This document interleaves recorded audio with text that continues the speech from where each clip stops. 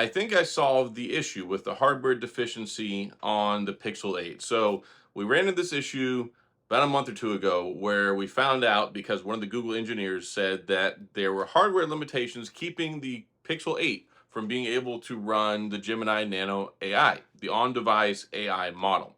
And there was a lot of speculation, whether it was about memory, whether it was about the capabilities, whether it was about the chipset, because quite frankly, if it's got the Tensor G3 and the Pixel 8 and the Pixel 8 Pro, you would imagine that they would have equal capabilities.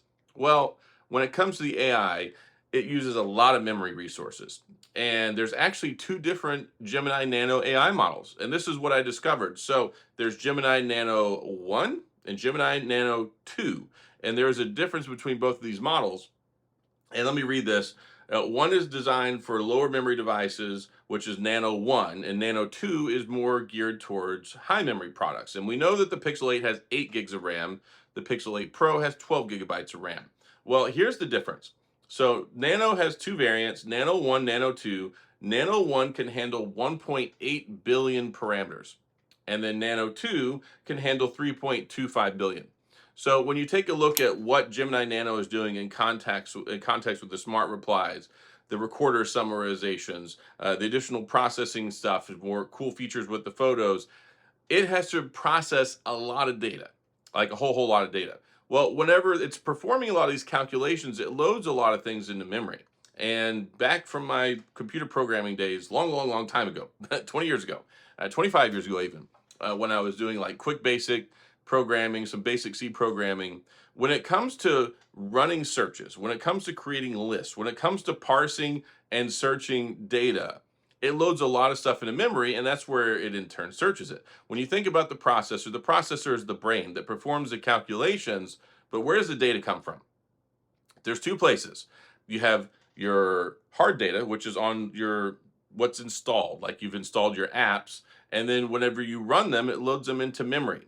So that's what memory is for. That's why all these years before, where it came to memory, it's like, well, you can only have 4 active programs open at once. You can only have two. You can have 16. Whatever it is, when something's loaded into the memory, it takes up those spots, right? So if you've got like this, we ran into this problem with the BlackBerry. When the BlackBerry Key 1 first came out, it had 3 gigabytes of RAM. It would run into memory issues all the time because it didn't have enough memory to be able to load the apps, to be able to have the system files loaded. So they came out with the second version that had 4 gigabytes of RAM. RAM is only a problem when you don't have enough of it. So this lower model of Nano 1, which is designed to handle less parameters, that's less than it needs to be able to process and parse and load and use the memory for, so it can use lesser amounts of memory.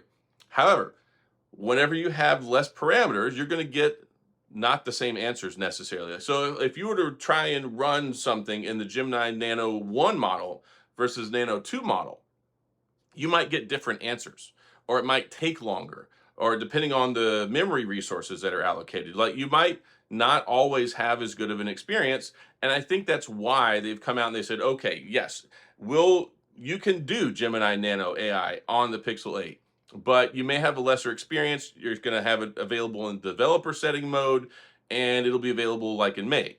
So they are going to make a provision for you to be able to use the Gemini Nano AI on here, but it may take longer. Maybe it produces more heat. Maybe it doesn't come up with exactly as precise of the same answers because it has less parameters that it can sift through to give you the answers, or it can produce the result that it's intended to produce. So I was doing a lot of research into this, and I was looking at it. I was like, I think I finally found out what it is.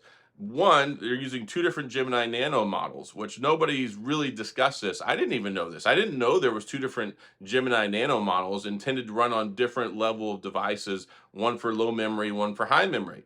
So what we have here is the Pixel 8 Pro, which uses the Nano 2, which are presumably because it has the higher model of RAM, it has 12 gigs of RAM instead of 8, and then it looks like Nano 1. So my guess is they ran it on both of them, and they didn't create the same level of experience on both phones, and they decided that Pixel 8's Gemini Nano experience was inferior for the intended result, and decided to, like, the engineer just said, oh, it can't do it.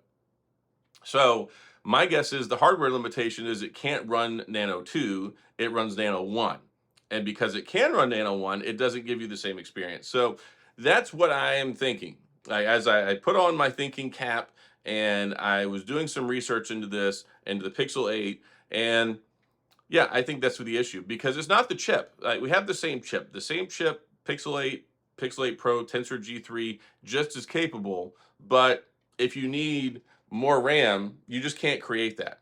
So I know that a lot of people are like, oh, it's because it doesn't have enough memory. I'm like, well, yes and no.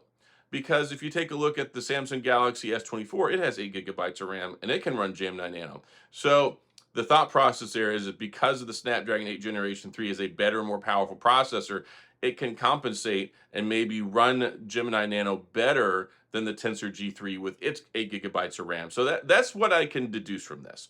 That's the only thing that I can deduce from this. When you look at it and you go, okay, maybe it's a memory issue, not necessarily a processor issue, but it could be a memory and a processor issue combined. And that just gets me back to why I think they need to go back to Snapdragon. I really do think that this whole Samsung Tensor endeavor, albeit I think it has had some shiny spots in a few areas, by and large, I think it still creates an inferior product, which is why I made a video recently saying they need to give up on the Tensor. Now, we'll see what happens next year because Samsung won't be making the Tensor chip next year once we get to the Pixel 10, but we're still going to be subject to the last version of whatever this Samsung Tensor chip is, the Tensor 4, once it comes out this fall. And I don't know. I think it's a little too early to make any judgment on that. We're still about 6 months away, 5 months away.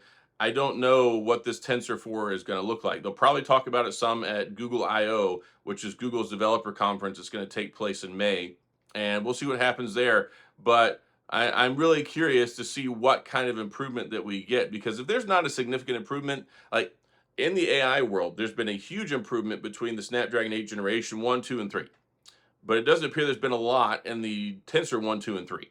And it seems like Snapdragon, through Qualcomm, their parent company that makes them, has been making really, really good chips that really are kind of setting the standards in a lot of ways, where it's even having a superior performance to Google in what they're trying to do with their own chips. So I'm like, look, if the Snapdragon can do it better than the Tensor, and the Tensor is custom designed to do this, then why are we doing the Tensor?